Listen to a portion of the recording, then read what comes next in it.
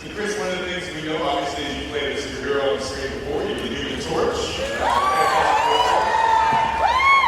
Did that play into your decision at all in any way? Is that something you considered pro or con? You took on this one. I'm sure people out here might have an opinion one way or another.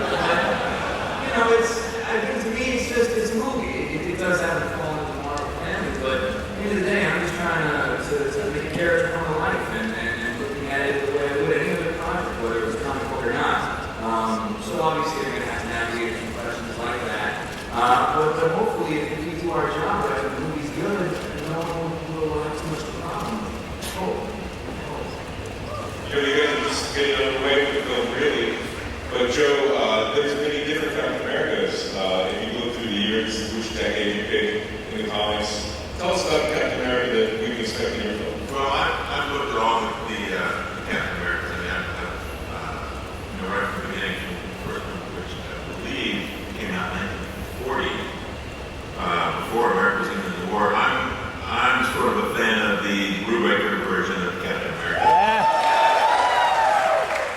And we're borrowing certain elements from the Brubaker version visually for the cap suit, but I think we're tending to we're sort of going slightly more modern than the original Captain America, which was basically a pair of pajamas and stars and stripes on them. So I'm sure Chris will be very happy with that.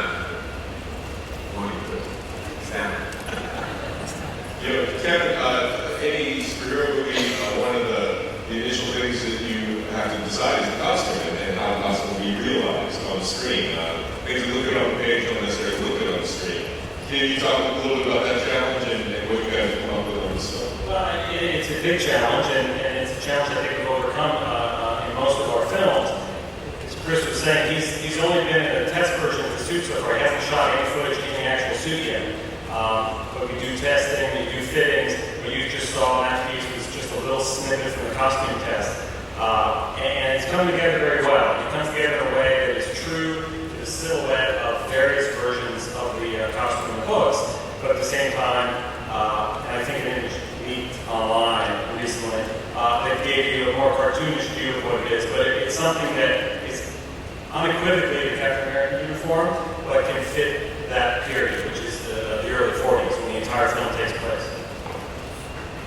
Fantastic. And as far as Chris, one of the ambitions of this moves forward is to interlock these films, as Kevin mentioned, and that must be kind of exciting for you to think about. I mean, I know a lot of fans sort of daydream what it's going to be like to see different heroes together up on the screen.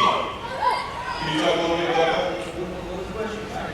The superheroes, the Marvel idea of interconnecting, interlocking these films, the idea of all the superheroes on the same screen, that's kind of a fun thing. It's fantastic, especially the fact that we can start with an origin story. I love origin pieces. I think it's really great when you show the person who was before these things happened, before they were doing these amazing gifts.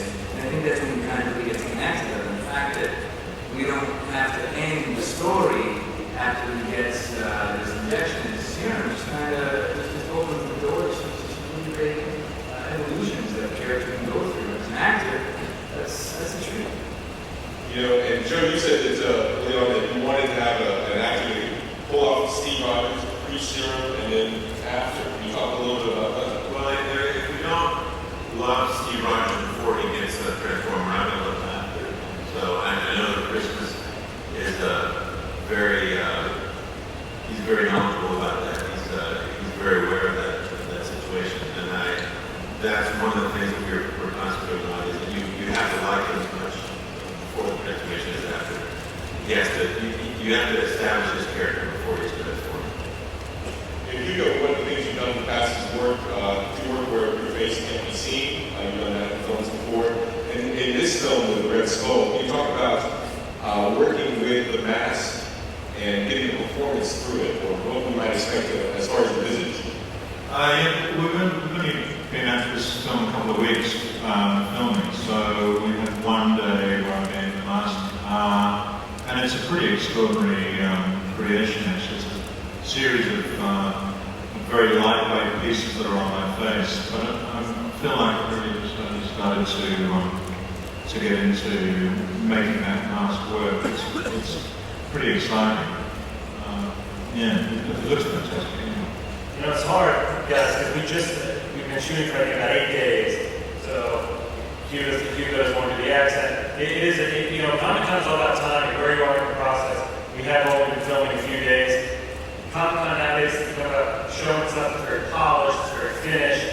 And I remember 10 years ago when Sam Raimi brought just this rough, unfinished scene of Peter Parker getting bit by a spider. So you want to see what we shot next week?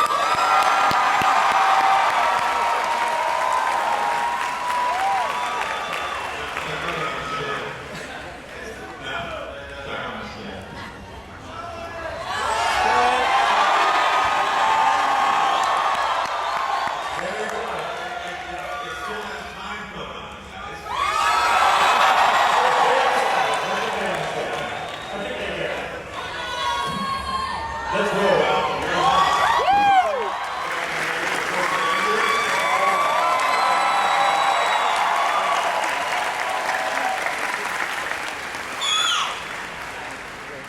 That's pretty cool. Yeah,